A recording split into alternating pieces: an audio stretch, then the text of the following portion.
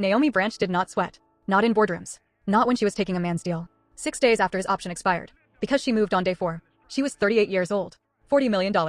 Her name on the side of 3 buildings. And she was tired. Not the kind of tired sleep fixes. The kind that lives in the tendons. The kind that had been running so long. She had stopped calling it tired.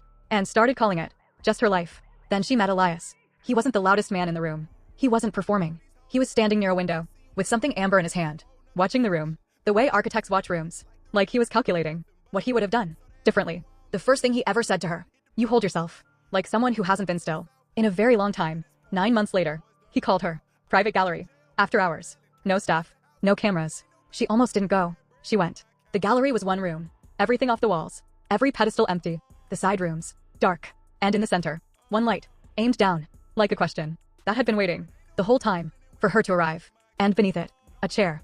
Dark walnut. Handmade. Every proportion. Exact. And at the wrists. At the ankles. Leather restraints. Soft. Brass hardware. That looked like it had always belonged there. She looked at the chair. She looked at him.